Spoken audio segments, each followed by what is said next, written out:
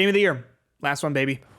Recognizing a game that delivers the absolute best experience across all creative and technical fields. We got Plague Tale Requiem, Elden Ring, God of War Ragnarok, Horizon Forbidden West, Stray, Xenoblade Chronicles 3.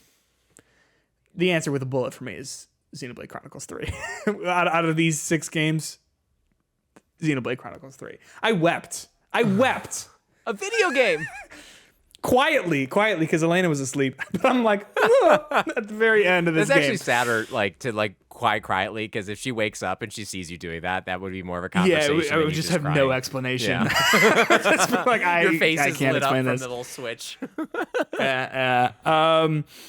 I just think it is superb. You know, I haven't played Plague Tale Requiem and I haven't finished God of War Ragnarok, so there is a chance for that to change with God of War. I mean, but like, damn. And I think it also comes from a place for me of like, I didn't know, I didn't expect it. You know, I just didn't think it would be what it was, and it took me by surprise and took me by storm.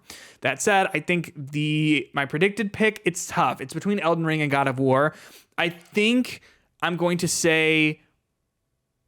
You talk first while I think about this. Yeah, Xenoblade for me is as of today. This is the 20th of November. My game of the year on this list. I think I can make an argument for God of War.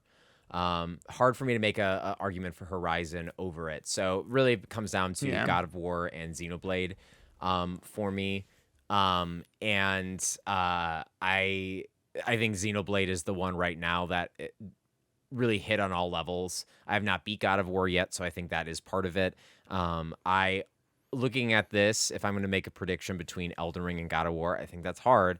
I think as an overall game, Elden Ring might do it. So with as much love as I've given for God of War, I think just because individually the narrative is better in God of War, the game direction is better in God of War, the art direction for me is better in God of War, the audio is better in God of War, the acting is better in God of War. I still think ultimately Elden Ring was a bigger moment than God of War on a more mass appeal than God of War. Even though God of War is doing great, I think Elden Ring can be something that is looked at as being a bigger moment. And I think Elden Ring will win it. And I think it's okay if you have a year when the best director and the Oscar isn't the same as the best picture in the Oscar. I think Elden Ring could be the best game, even if it's not the best direction. I think there's a lot of good things about that. And I think if all the votes go the way I predict, so they're going to be like, well, Elden Ring's got to win something. Might as well be game of the year. And you know what, though? I think is the difference between innovation and iteration. Elden Ring is the innovator in terms of like you're making a face. Yeah, you don't think so? No, you keep going. You keep going. I think Elden Ring is iterating off of what From Software has done before, but like it is innovating by saying we're going to do it in an open world and we're going to handle our open world differently than how other games handle their open worlds, right? In terms of like it is sort of a hands-off approach to that formula, whereas God of War Ragnarok is an iteration of that first game. It's not bad, but it is clearly like they took that first game as the template and used it to then build Ragnarok around it. Not saying that it's bad. Obviously, like that's fine and good. But I think that Elden Ring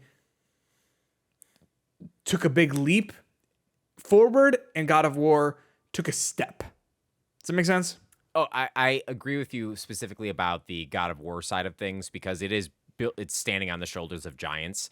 I really think Elden Ring, at least to me, it like basically took a game like Dark Souls and like someone like put like a helium injector in it and it just blew all that stuff up so things are much further apart from each other.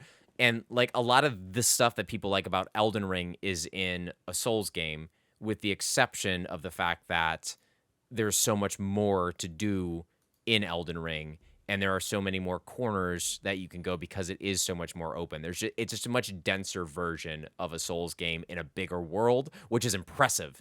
And I think that is a really cool thing because I think in Dark Souls, if you didn't know what to do, you're kind of stuck, or you didn't know where to go, you're kind of stuck, because eventually you can go in like multiple paths, but like you're going to hit walls. In Elden Ring, you literally can go most anywhere and find something to do in a part of the world, in a pocket of the world that you can do that. Even if you're not, feel like you're good enough to fight everything, you can run through an area, get some strong armor, and then be ready to do that.